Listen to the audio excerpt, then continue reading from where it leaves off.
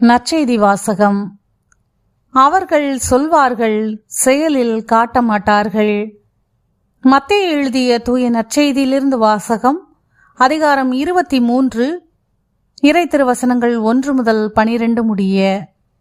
அக்காலத்தில் இயேசு மக்கள் கூட்டத்தையும் தம் சீடரையும் பார்த்து கூறியது: மறைநூல் அறிஞரும் பரிசேயரும் மோசேயின் அதிகாரத்தை கொண்டிருக்கின்றனர். ஆகவே அவர்கள் என்னென்ன செய்யும்படி உங்களிடம் கூறுகிறார்களோ அவற்றையெல்லாம் கடைபிடித்து நடந்து வாருங்கள். ஆனால் அவர்கள் செய்வது போல நீங்கள் செய்யாதீர்கள். ஏனெனில் அவர்கள் சொல்வார்கள், செயலில் காட்ட மாட்டார்கள்.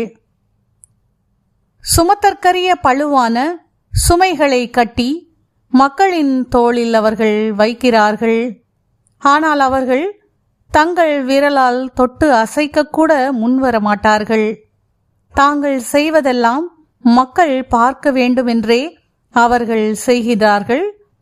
தங்கள் மறைநூல் வாசக பட்டைகளை அகலமாக்குகிறார்கள். அங்கியின் குஞ்சங்களை பெரிதாக்குகிறார்கள். விருந்துகளில் முதன்மையான இடங்களையும் தொழுகை கூடங்களில் முதன்மையான இருக்கைகளையும் விரும்புகின்றார்கள். சந்தை வெளிகளில் மக்கள் தங்களுக்கு வணக்கம் செலுத்துவதையும் ரபி என அழைப்பதையும் விரும்புகிறார்கள். ஆனால் நீங்கள் ரபி என அழைக்கப்பட வேண்டாம், ஏனெனில் உங்களுக்கு போதகர் ஒருவரே. நீங்கள் யாவரும் சகோதர சகோதரிகள்.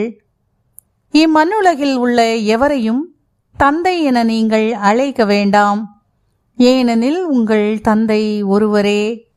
அவர் விண்ணகத்தில் இருக்கிறார்.